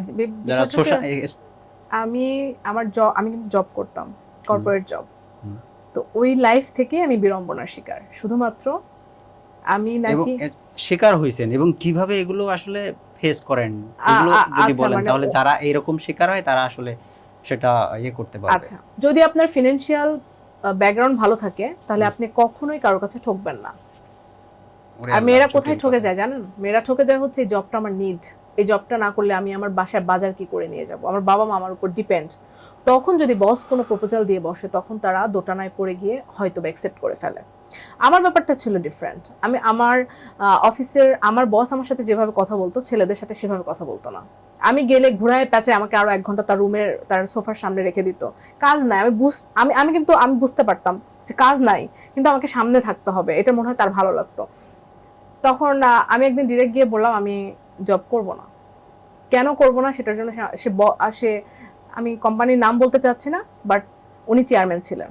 ওই চেয়ারম্যান নিজে আমার নাম্বার নিয়ে আমাকে কল করেছে 7 দিন। স্যালারি বাড়াতে হবে, আমাকে কি কি সুবিধা দিতে হবে সব দিবে, কিন্তু আসতে হবে, কারণ আমার কথা শুনলে ওনার সেল বাড়ছিল, ফ্ল্যাট সেল, মোটিভেট হচ্ছিল মানুষ। আচ্ছা, ব্যাপারটা হচ্ছে মানুষ যখন ফিনান্সিয়ালি উইক থাকে, বিশেষ করে মেয়েরা ফিনান্সিয়ালি অ্যাকচুয়ালি উইক, এবং ওরা যখন একটু টাকার মুখ দেখে, ওরা যখন একটু ভালো লিপস্টিক কিনতে পারে, একটু ভালো ড্রেস কিনতে পারে, মেয়েদের একটু এগুলোর প্রতি একটু আলাদা ফ্যাসিনেশন কাজ করেই। এটা একদমই সবারই। যদি আমি বলি যে 99% ভুল হবে না, কিন্তু 1% ব্যতিক্রম আছে, যেমন আমার ব্যতিক্রম। আমি শাড়ি গয়নার প্রতি তাদের অনেক ব্যাপার কাজ করে। তো দেখা যায় কি মেয়েরা যখন ওগুলো একটু পাওয়া শুরু করে তখন সে হারানোর ভয়টা পায়। আপনার যখন অনেক কিছু থাকবে তখনই আপনি হারানোর ভয় পাবেন, আর আপনার যদি কিছু না থাকে আপনার হারানোর ভয় নাই। এক্স্যাক্টলি। আপনার ধরেন 5 বিঘা সম্পত্তি আছে, ওটা কিন্তু আপনার হারানোর ভয় থাকবে যে যদি আমি এটা করি যদি হারায় যায়, কোনো অকারেন্সে যদি আমি এটা হারাই ফেলি, ওটা পাওয়ার জন্য আপনি তখন মরিয়া হয়ে উঠবেন। কিন্তু আপনার কিছুই নাই, আপনি শুধু দিন আনতে দিন ফুরায়, ওই শুধু 3 বেলার খাবার জোগাড়ের জন্য আপনি হারানোর কি আছে বলেন। তো তখনই মেয়েরা ট্র্যাপে পড়ে, তখনই মেয়েরা হচ্ছে দেখা যায় যে মেনে নেয়, শর্ত মেনে নেয়। How to overcome? এখন ওভারকাম করতে হলে মেয়েদেরকে মানসিকভাবে আত্মবিশ্বাসী হতে হবে, এবং এই বিশ্বাসটাও ইসলামিক বিশ্বাস। ইসলামিক মোটিভেশন ছাড়া পৃথিবীতে কোনো মোটিভেশন কাজ করবে না। এই বিশ্বাসটা হচ্ছে এরকম, আমি যখন পৃথিবীতে আসিই নাই আমার মায়ের বুকের দুধ চলে আসছে, মানে আমার খাদ্য চলে আসছে। তো আমি যখন পৃথিবী থেকে যাব, যতদিন আমি হায়াত পাবো, তাহলে আমার টেনশন কিসের? টেনশন তো আল্লাহর, আমার তো না। আমার লজিক এরকম যে আমি পৃথিবীতে নাই, আমার জন্মই হয় নাই, অথচ আমার মায়ের বুক দিয়ে দুধ পড়ে, তখন খাওয়ার কেউ নাই, কারণ আমার রিজিক ওভার আমার মায়ের বুকের দুধ পড়ে ভিজে যাচ্ছে। তো আমি পৃথিবীতে আসি নাই, তখন আমার মায়ের বুক দিয়ে দুধ পড়ে যাচ্ছে, মানে আমার রিজিক আরো বেশি আল্লাহ বাড়ায় দিল। আর আমি পৃথিবী থেকে চলে যাব না খেয়ে, আমি পোশাক না পরে, এটা আমি বিশ্বাসই করি না। মানে আমার আল্লাহর প্রতি বিশ্বাস রাখতে হবে, যে আল্লাহ আমাকে পৃথিবীতে নিয়ে আসছে, কোনো না কোনো মাধ্যমে আমার রিজিক, আমার পোশাকও কিন্তু রিজিক। পৃথিবীর প্রত্যেকটা, আপনি আলো বাতাস নিঃশ্বাস প্রশ্বাস যা ভোগ করেন সব রিজিকের অন্তর্গত। এগুলো আপনি পাবেনই পাবেন। 2টা রাস্তা আমি জানি, অসৎ এবং সৎ। আপনি যদি মনে করেন যে ইসরে আমি যদি এই অসৎভাবে এই টাকাটা না উপার্জন করি আমি তো এটা হারাবো, ওই 1 কোটি টাকা আপনি পাবেনই পাবেন, কিন্তু আপনাকে অবশ্যই সৎ পথে চেষ্টা করতে হবে। যদি আপনার রিজিকে 1 কোটি লেখা থাকে 1 কোটি টাকা আপনি পাবেন, কিন্তু চেষ্টা করতে হবে সৎ পথে। চেষ্টা করার পর মানুষ যেটা পায় না সেটাই তাকদির, মানে তখন বুঝতে হবে যে আমার তাকদির এটা ছিল না। ওই বিশ্বাসটাই হচ্ছে আমাদের ইসলামের 7টি স্তম্ভের মধ্যে একটা, যে তুমি তাকদিরকে বিশ্বাস করতে হবে, যে তোমার এটা নসিবে নাই, আল্লাহ তোমার জন্য দিবে না। আর আল্লাহ যখন কিছু দেয় না তখন আবার আরেকটা জিনিস ভাবতে হবে, যে আল্লাহ দেয় নাই, মানে আল্লাহ যেহেতু তার সব বান্দাকে ভালোবাসে এবং সবার ভালো চায়, আল্লাহ দেয় নাই মানে ওটার ভিতর আমার ভালো ছিলই না। আপাত দৃষ্টিতে মনে হবে ওটার ভিতর ভালো কিছু ছিল, কিন্তু একটা সময় আল্লাহ আপনাকে ফিল করাবে যে ওইটার মধ্যে তোমার ভালো কিছু ছিলই না। ওকে, কোন ধরনের কমেন্টগুলো আপনাকে মোটিভেট করে? আপনি যেহেতু মানুষকে মোটিভেশন দেন, তো ওকে, আপনি নিজে আমার তো কিভাবে দরকার মোটিভেট? আছে। আচ্ছা, যখন বলে যে আপু আপনার এই কথা শোনার কারণে আমি নতুন করে আমার জীবন খুঁজে পাই, অনেকেই আমার কাছ থেকে সাজেশন নেওয়ার জন্য প্রবাস থেকে অনেক ভাইয়েরা আছেন, বিশেষ করে ভাইয়েরা। মেয়েরা আমাকে খুবই কম নক দেয় যে আপনার হাজবেন্ড কি করে যার কারণে আপনি এত কথা বলতে পারেন, স্বাধীনতা পান। তখন আমি মেয়েদেরকে বলি যে এটা ঠিক, হাজবেন্ডের অনেক সাপোর্ট লাগবে, ইকোনমিক্যালি তাকে সাপোর্ট দিতে হবে। এই যে আমি এখানে আসছি, আমার ভাড়াটাও তো দরকার, ধরেন আমার কোনো ইনকাম নাই, আমার ভাড়াটাও তো দরকার, তো সে যদি না দেয় আমি কিভাবে আসবো? এখন আমার আছে জন্য না আমি আসছি, ঠিক আছে, কিন্তু যাদের নাই, কালকে একটা ঘটনা দেখলাম, 4000 টাকার একটা ড্রেস হাজবেন্ড কিনে দিতে পারে নাই মার্কেটে, বলছে 4000 টাকা ড্রেস, 4000 টাকা দিয়ে তো অনেকের জিনিস কেনা যায়, তোমার একারই যদি আমি 4000 দিয়ে দেই তাহলে আমি পারবো না, আমার সামর্থ্য নাই। তখন হাজব্যান্ড ওয়াইফ কি করলো, পায়ের জুতাটা খুলে হাতে নিল, যে তুমি এটা যদি তুই আমাকে কিনে না দিস আমি তোকে জুতা পিটা করব। এটা বলার সাথে সাথে হাজব্যান্ড একটু ঘাবড়ে গেল মনে হলো, এবং বলছে আমি আসলেই পারবো না তোমাকে 4,000 টাকা। যে একদম কনফার্ম বলে দিল আমি পারবো না, তখনই কি করলো, জুতা দিয়ে মুখের উপর দিল। মারার পরে আমার ফ্রেন্ডের চোখে পড়ছে ওইটা, এবং জানে যে ওইটা নিয়ে আমি কথা বলবো। আজকে আমি মেবি ওটা নিয়েই কথা বলবো, আমি বাসায় যাওয়ার পর ওটা নিয়ে আমার ভিডিওর কাজ। আমাকে বলে যে তুই এটা নিয়ে কন্টেন্ট বানাবি। তার মানে মেয়েদের চাহিদাকে যদি নিয়ন্ত্রণ করতে না পারে, কোনো পুরুষই মেয়েদেরকে হ্যাপি করতে পারবে না। পৃথিবীর অনেক ধর্নাঢ্য পুরুষও হ্যাপি করতে পারবে না, কারণ BMW কিনে দিলে ওরা বলবে আমরা লিমুজিন চাই। তো আপনার যদি করলার সামর্থ্য থাকে, তো করলা পেয়ে আমাকে খুশি থাকতে হবে। এখন করলা কিনে দেওয়ার পর যদি আমি BMW চাই, তাহলে আপনি 2 কোটি টাকা কোথায় পাবেন? আপনি সমালোচনার মধ্যে পড়েন, কিভাবে এটা হ্যান্ডেল করেন? একদম সাইলেন্ট, আমি ফেস করতে চাই না। আমি মানে আমার ব্যাপার নিয়ে যখন নেগেটিভ কথা ছড়াবে, আসবে, আমাকে নিয়ে কেস করা হবে, আমি একটা ভিডিও দেওয়ার কারণে আমাকে পুলিশে হয়রানিতে ফেলবে। আমার হাজব্যান্ড একটা কথা বললো, তুমি হচ্ছে নাকের তেল দিয়ে ঘুমাবা, পুলিশ প্রশাসন আমি দেখব, কোথায় কি ফেস করতে হবে ওগুলো আমার। মানে আমার এই যে ভোকালটা যে এত পাওয়ারফুল, পুরোটাই আমার বর। ও আমার পা থেকে মাথা পর্যন্ত যা শক্তি, যা পাওয়ার, সবও আমার হাজব্যান্ড ছাড়া আমার দুনিয়ায় কিচ্ছু নাই। আপনার দায়িত্ব কি অ্যাজ এ কন্টেন্ট ক্রিয়েটার হিসাবে? সমাজে ভালো মেসেজ দেওয়া। বিশেষ করে মেয়েরা প্রথমে ভাবলেও যে আমি হয়তো মেয়েদের বিপক্ষে, কিন্তু মেয়েরা যদি সত্যিকার অর্থে ভাবে তাহলে বুঝবে যে আমি মেয়েদেরকেই মোটিভেট করি, ছেলেদেরকে না। ওনারা আমার কাছে মনে হয় একটু বোঝার ভুল এখানে, যার জন্যই। আলোচিত হইলে কি কোনো অ্যাডভান্টেজ পাওয়া যায় বা কোনো বিড়ম্বনার শিকার হতে হয়? যেমন আমি একজন ফুড ব্লগারকে যদি বলি, উনি প্রথমে গিয়ে বলবে, আমি আপনার একটা রেস্টুরেন্টে গিয়ে বলবে যে আমি আপনার রেস্টুরেন্টটা প্রমোট করে দিব, হয়তো আমাকে কিছু ডিসকাউন্ট দেন। যারা ট্রাভেল ব্লগার, ওরা বিভিন্ন রিসোর্টের সাথে কথা বলে যে আমি আপনার রিসোর্টটাকে একটু হাইলাইট করব, আমাকে একটু ডিসকাউন্ট বা ফ্রি করে দেন। বাট আমাদের মতো যারা মোটিভেশন নিয়ে কাজ করে, তাদের আসলে নিজেদের চাওয়া পাওয়ার কিছু নাই। কারণ আমি না কোথাও গিয়ে তার প্রমোশনমূলক কাজ করে দিতে পারবো, নাকি আমি শুধু কালো একটা, এই যে আমার একটা হিজাব নিয়ে যে কত কথা আমার আর নাই, অথচ এই কালোই আমার 10টা আছে। তো এখন আমাকে যখন প্রবলেম ছিল তখন আমি বলে দিয়েছিলাম যে তোমাদের কারো যদি সমস্যা থাকতে পারে, যে কারো হয়তো মনে হচ্ছে যে আমাকে একটু লাল রঙে দেখবে, তাহলে আমাকে একটা গিফট করতে হবে। সহজ কথা। হ্যাঁ, কারণ আমার সামর্থ্য নাই, আমার একটাই আমার কোনো সামর্থ্য নাই। তোমরা যদি আমাকে অন্য কালারে ডিফারেন্ট ওয়েতে আমাকে দেখতে চাও, আবার যদি মনে হয় না কি একটা শুধুমাত্র একটা অন্ধকার একটা স্টুডিওর মধ্যে শুধু কথা বলে, তাহলে আমাকে একটা ভালো স্টুডিও লাগবে, তাহলে ভালো স্টুডিও তোমরা আমাকে ক্রিয়েট করে দাও, একটা ফ্ল্যাট কিনে দাও, ওর মধ্যে একটা ক্রিয়েট করে, অসুবিধা নাই তো, আমি তো কথাই বলবো। বাট তোমাদের যা যা চাহিদা ওগুলো তোমাদের আমাকে দিতে হবে, এবং আমি নিব, অসুবিধার কিছু নাই। আমার এই হেজাবে যদি কারো কোনো সমস্যা থাকে, তারা অন্য কালারের হেজাব আমাকে কিনে দিতে হবে, বাট আমি টাকা খরচ করব না। কোন জিনিসটা আপনাকে পরিবর্তন হতে সাহায্য করেছে? আমার কোনো পরিবর্তন নাই। আপনি আমাকে এখন যা দেখছেন, বিগত 20 বছর আগের শম্পা একই ছিল। আল্লাহ যদি বাঁচিয়ে রাখে, আমাকে হায়াত দেয়, আগামী 10 বছর 20 বছর যাই হায়াত পাই, আমি একই রকম পাবেন ইনশাআল্লাহ। আপনি কন্টেন্ট ক্রিয়েশন নিয়ে কোথায় যেতে চান? আপনার স্বপ্ন কি? প্রথম স্বপ্ন, আমি ভাইরাল হতে চাই না। ওটা একটা বিড়ম্বনা। Don't want to B viral? না, আমি কখনো ভাইরাল হতে চাই না।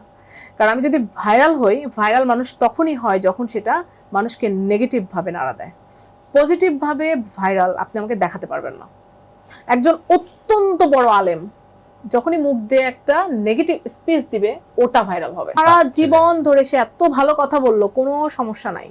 যখনই একটু মানুষের মনকে ছুতে পারলো না, একটু নেগেটিভ হয়ে গেল, ওটাই তাকে হাইলাইটস করে দিল। আমি ওটা চাই না বলে আমি কখনো ট্রাই করিনি যে আমি এমন কোনো ওয়ার্ড ইউজ করি, এমন কোনো সেন্টেন্স আমার মুখ দিয়ে বের হোক যেটা মানুষ আমাকে খারাপভাবে দেখে। যেমন আমি কালকে ইচ্ছে করে ওড়না না পরে ভিডিও করলাম, এবং অবশ্যই আমি খারাপ কমেন্ট পাবো, আমি জেনেই করলাম। তো আমি যদি কখনো নেগেটিভ ভাবে কোনো কিছু হয়ে যায় আমার দ্বারা, আমি একদম সাইলেন্ট হয়ে যাব। আমি আমার রেগুলার কন্টেন্ট দিতেই থাকবো, আমি সেই নেগেটিভিটিকে কখনোই সামনে আনবো না। কারণ আমার লাইফ তো নেগেটিভ না। তো নেগেটিভ নিয়ে মাতামাতি করার আসলে আমি কোনো কিছু মনে করি না যে নেগেটিভ ব্যাপারকে নিয়ে চলার কোনো দরকার আছে। আগামী 5 বছর পর আপনাকে কোথায় দেখতে চান? 5 বছর পর আল্লাহ বাঁচিয়ে রাখলে আমি যেরকম কথা বলি, আল্লাহ যেন আমার ভোকাল, আমার কথা বলার শক্তি দেয়, এতটুকু চাই আল্লাহর কাছে, আর কিছু চাওয়া নাই। আর সমাজের মানুষ, আমার কথা হচ্ছে 10 জনের ঠিক হওয়ার দরকার নাই। সমাজের মানুষ একজন ঠিক হোক, একটা ফ্যামিলি ঠিক হোক। আমি কিন্তু আমার বাস্তব জীবনে অনেক ফ্যামিলিকে মিল করিয়ে দিয়েছি, ডিভোর্স থেকে বাঁচিয়ে দিয়েছি শুধু কথা দিয়ে। তো আমি মনে করি যে আল্লাহ পাক যদি আমাকে জান্নাত দিতে চান তো একটা সংসার বাঁচানোর কারণেও দিতে পারেন, এটা হচ্ছে আমার চাওয়া। এর থেকে প্রাপ্তি পৃথিবীতে হতেই পারে না। একটা ব্যাপার না বলেই পারছি না। আয়েশা রাদিয়াল্লাহু তাআলা আনহুকে রাসূল সাল্লাল্লাহু আলাইহি ওয়াসাল্লাম একটা কথা বলছিলেন যে আয়েশা, তোমাকে আজকে আমি আজকে আমার মনটা খুব ভালো, তুমি কিছু জানতে চাও? তাহলে আমি বলবো।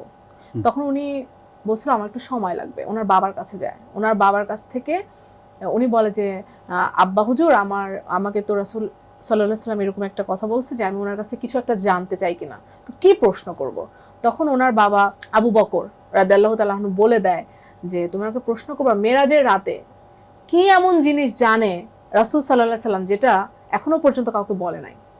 তখন যখন আয়েশা রাদিয়াল্লাহু তাআলা আনহু ফিরে যায় এবং এই প্রশ্নটা করে যে আপনি মেরাজের রাতের এমন একটা কিছু বলেন যেটা এখনো পর্যন্ত আপনি কাউকে বলেন নাই, তখন উনি বলছিলেন যে এই প্রশ্ন তোমার না, এই প্রশ্ন তোমার বাবার। তাও আমি বলবো সেটা হচ্ছে, তুমি যদি কারোর ভাঙা মন জোড়া দিতে পারো, তুমি ডিরেক্ট জান্নাতে যাবা।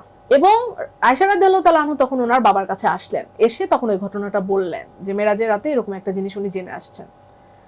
তখন উনি হাউ মাউ করে কান্না করে। তো আয়েশা রাদিয়াল্লাহু তাআলা আনহু বুঝতে পারছিলেন না যে কেন বাবা কান্না করছিল। ভালো খবর, আর আমার বাবার কাজই তো মানুষকে মিলিয়ে দেওয়া, তাহলে তো আমার বাবা তো নিশ্চিত জান্নাতে যাবে। তখন বলছিল আয়েশা, আমি কেন কান্না করছি তুমি জানো? মানুষের মন জোড়া দিলে যদি ডিরেক্ট জান্নাত হয়, আমার অজান্তে যদি আমি কারো মন ভেঙে থাকি তাহলে তো ডিরেক্ট জাহান্নাম। আমি সেটা ভেবে কান্না করছি। ওকে, ইউ অলসো বিজনেসম্যান, এটা নিয়ে কিছু বলতে চান?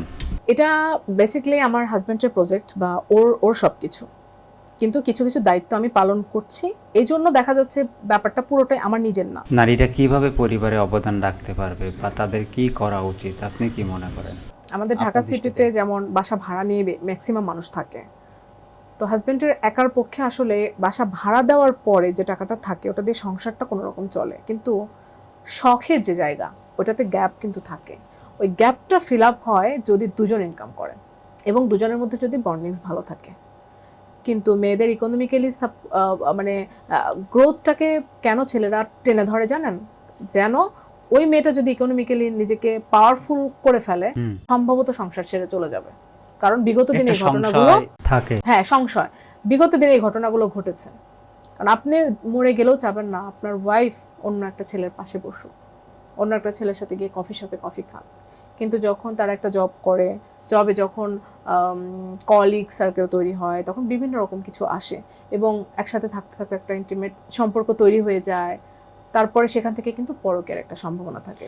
আপু, এমন কোনো বিষয় আছে সবার উদ্দেশ্যে বলতে চান? আসলে আমি নিজেই অনেক কম জানি, কিন্তু আমার ছেলেদেরকে নিয়ে কিছু বলার নাই। ছেলেদেরকে নিয়ে একটা বলি, মেয়েদেরকে নিয়ে দুইটা কথা বলে দিই। ছেলেদের নির্যাতিত যেন না হয় সেটার জন্য ওয়াইফের কাছে ব্যক্তিত্ববান হওয়াটা ইম্পর্টেন্ট। মানে ওয়াইফকে তুমি যতই ভালোবাসো না কেন, তুমি নিজের ব্যক্তিত্বকে ধরে রেখে ভালোবাসবা, যেন সে তোমাকে অন্তত ফিজিক্যালি কোনো রকমের অ্যাটাক করতে না পারে, তোমাকে যেন সে রেসপেক্ট করতে বাধ্য হয়। এই পার্সোনালিটিটুকুও ছেলেদের থাকতে হবে। এটা গেল। আর মেয়েদের ব্যাপারে দুইটা কথা হচ্ছে, মা হওয়ার মতো কষ্ট যদি তোমরা সহ্য করতে পারো, এর থেকে কঠিন পৃথিবীতে আর কিছু নাই। তাহলে হাজব্যান্ড আর হাজব্যান্ডের ফ্যামিলিকে যদি একটু মানিয়ে নাও বা তোমার একটু ধৈর্যটাকে যদি এখানে একটু দাও, তোমার সংসার জীবনের জন্য তোমার জন্য ভালো। আর দ্বিতীয় সাজেশন মেয়েদের জন্য হচ্ছে যে মেয়েদের রাগটা হচ্ছে মেয়েদেরকে খুব খারাপ জায়গায় নিয়ে যায়। মেয়েরা যদি রাগ করে, একটা প্রবাদে আছে, মেয়েরা রেগে গেলে হয় বেশ্যা, ছেলেরা রেগে গেলে হয় শক্তিশালী। তো মেয়েদের রাগা চলবে না, মেয়েদের রাগ নিয়ন্ত্রণের ক্ষমতা আনতে হবে, মেয়েদের পড়াশোনার মধ্যে থাকতে হবে। আর ছোট্ট একটা কথা না বললেই নয়, আমরা অনেকেই মনে করি ক্লাস পড়ে পড়ে অনার্স মাস্টার্স করলে পড়া শেষ। ওটা হচ্ছে নলেজটাকে খুলে দেওয়ার জন্য পড়া। কিন্তু প্রকৃত পড়ালেখাটা হচ্ছে তার পরে। মৃত্যু পর্যন্ত তুমি কখনো বই পড়া ছাড়বা না, প্রতিটা বই তোমাকে প্রতিদিন শেখাবে। এটা সবার জন্য, এটা ছেলে মেয়ে বুড়া বাচ্চা সবার জন্য একই কথা। আমি গতকালকে দেখলাম বইমেলাতে খুব অল্প টাকার বই বিক্রি হয়েছে, খুবই অল্প, আগের মতো সেল হয় না, কারণ মানুষ এখন সব কিছুই স্ক্রলিং এ পড়ে। বাট স্ক্রলিং এ কিন্তু পড়া হয় না, ওটা ওটা ব্রেন থেকে আউট হয়ে যাবে। কিন্তু যেটা তুমি চোখ দিয়ে দেখে মন দিয়ে পড়বা ওটা বই, আর ওইটা তোমার নলেজে আজীবন থেকে যাবে। একটা দ্বীপে যাবেন, কাকে সাথে নেবেন? কোনো অপশন আছে নাকি আমার ইচ্ছা? আপনার ইচ্ছা। আমার বর। মানুষ পরকীয়া কেন করে? দুইটা কারণে। যার চরিত্র খারাপ ও করবেই, হুম। আর যে ফ্যামিলিতে ভালো নাই ও ভালো থাকার জন্য করে। আপনার আইডলকে? আমার বর। একটা ছেলের কত ইনকাম হইলে তার বিয়ে করা উচিত? আচ্ছা, মেয়ের বাবার যে টাকা ইনকাম ওই ছেলেটার সেম টাকা ইনকাম হতে হবে। মেয়ের বাবা যদি 20,000 টাকা ইনকাম করে, তাহলে ওই ফ্যামিলিটা যেরকম, ওই ছেলেটা 20,000 টাকা ইনকাম করলে মেয়েটাকে বিয়ে করতে পারবে, তার চাহিদাটা ওই পর্যন্ত থাকবে। আপনি সফল নাকি ব্যর্থ? আমি যেদিন আমার যেদিন বিয়ে হয়, আমি যেদিন আমার ভালোবাসার মানুষকে পাই, সেদিন থেকে আমি সফল। আমার ব্যর্থতা কিছুই নাই লাইফে। ক্যামেরা বন্ধ হইলে আপনি কেমন মানুষ? ক্যামেরার সামনে যেরকম, ক্যামেরার পেছনেও সেরকম। মেকি কোনো কিছু নাই আমার কাছে। যদি আপনাকে নিয়ে মিম বানানো হয়? বা আপনার কেমন? ভালো, খুবই ভালো। এরকম আমার কিছু? সামনে পড়েনি, কারণ আমি তো ওই টাইপের না যে আমাকে নিয়ে। আপনার সব থেকে পছন্দের কাজ কি? মানুষকে কথা দিয়ে ভালো রাখা। সেটা আমার মেয়েকেও কিন্তু আমি কথা দিয়ে ভালো রাখি। ওর সাথে আমি 5 মিনিট সময় কাটাবো, ও সারাদিন ওটা নিয়ে থাকবে। ছোট্ট একটা ইনফরমেশন দিয়ে বলি, আমার সাথে প্রবাসী অনেকেই যোগাযোগ করেছে যে আমার নিজস্ব কোনো ইচ্ছা আছে কিনা, আমি কিছু করতে চাই কিনা গরিবদের জন্য, অসহায়দের জন্য। তো আমার তো এই ধরনের কোনো ফাউন্ডেশন নেই, পার্সোনালি নেই, এবং আমি টাকা পয়সা লেনদেন এই টাইপের কাজগুলো করি না, কারণ এগুলোতে পরবর্তীতে ঝামেলার তৈরি হয়। এই জন্য আমি কি করি, সিলেক্টেড কিছু জায়গা আমি নলেজে রাখি যে এই জায়গাটাতে তার সাথে আমি পরিচয় করাই দিব। মাদ্রাসা হতে পারে, অন্ধ মাদ্রাসা হতে পারে, প্রতিবন্ধী কোনো একটা জায়গা হতে পারে, বৃদ্ধাশ্রম হতে পারে, এগুলো আমার কাছে কিছু আছে। তাদেরকে আমি সরাসরি ওখানে লিঙ্ক আপ করিয়ে দিই, তারা ওখানে ফান্ড দেয়। এটা আমার কাছে মনে হয় এটা খুবই গোপনে করা হয়, কেউ জানে না, আজও পর্যন্ত জানে না। তবে আমি একটা কাজ আপনার প্রোগ্রামের মাধ্যমে আমি মানুষকে বলতে চাই, যদি কেউ মনে করে যে একজন মানুষের হেল্প করবে, একজনের জন্য করা উচিত। সামনে ঈদ, জাকাতের ব্যাপার আসবে, একজনকে স্বাবলম্বী করা উচিত। একজন যেমন আমার যদি জাকাত আসে 50,000, আমি চাবো 50,000 টাকা আমি একজনকেই দেই। সেটা আমি একটা ফ্রিজ কিনেও যদি দেই, সে 20 বছর ওই ফ্রিজে জিনিস রেখে খেতে পারবে। একটা গরু কিনেও যদি দেই, ওটা দিয়ে সে কিছু একটা করতে পারবে। কিন্তু আমি যদি 500, 150, 100 টাকার কিছু একটা দেই, ওটা অ্যাজ ইউজুয়াল, ওটা আসলে ওটা দিয়ে কিছু হয় না। জাকাতের সিস্টেম কিন্তু ভিক্ষা নিতে আসে না যে 50 টাকা একটা নোট দিয়ে জাকাত দিয়ে দেবো। দায়িত্ব। জাকাত মানে হচ্ছে আমি ঋণী, আমার ঋণটাকে আমি একজনকে দিয়ে দেবো পুরাটা, যেন সে কিছু করে খেতে পারে। এটা আমার কাছে সমাজের মানুষের কাছে এটা আমার লাস্ট মেসেজ থাকবে। আপনার প্রোগ্রামে এসে কেমন লেগেছে সেটা যদি বলেন। আমি অনেক সময় আমাকে ফার্স্ট টাইম আমি অন্য কারো ক্যামেরা ফেস করছি। তার প্রথম কারণই হচ্ছে যারা যোগাযোগ করেছে আমি সাহসী করতে পারিনি। আমার কাছে মনে হচ্ছে ভুল হতে পারে, ভুল মানুষের হতে পারে, but somehow your face, only your face, চেহারাটা দেখে মনে হয়েছে যে মানুষটা রিয়েলি ভালো। এবং আমি মানুষের ফেস দেখে অনেক পড়তে পারি। আলহামদুলিল্লাহ, আল্লাহ পাক আমাকে এই ক্ষমতা দিয়েছেন। আমি জীবনে কখনো ভুল মানুষ চিনিনি। যাকে আমি বিয়ে করেছি সে পৃথিবীর সবচেয়ে সেরা। আমি যাদের সাথে আমার বন্ধুত্ব, আমার ক্লাসমেট, ওরা এখনো পর্যন্ত আমার 30 বছরের বন্ধুত্ব আছে। 30 বছর পর্যন্ত তাদের সাথে আমার বন্ডিংস নষ্ট হয়নি। আমার বিয়ে হয়েছে, বাচ্চা আছে। ফেস দেখে মনে হয় মানুষটা ভালো। চেহারা হচ্ছে মনের রায়না। 80%-এর উপরে গবেষণায় দেখা গেছে ফেসে ভেসে ওঠে এই মানুষটা ভালো না। একটা কথা আছে না, face indicator of mind. So আপনাকে দেখে আমার মনে হচ্ছে এই মানুষটা ভালো। আমি কোথায় যাচ্ছি, কি জন্য যাচ্ছি, এটা ব্যাপার না। ব্যাপারটা হচ্ছে রিয়েলি এই মানুষটা ভালো। এবং আমি দোয়া করব আল্লাহ যেন আপনাকে অনেক বড় পর্যায়ে নিয়ে যাক, অনেক বড়, যেন আমি এক সময় গর্ব করে বলতে পারি যে এই মানুষটার সামনে একদিন আমি বসছিলাম। আমিন। আমিন।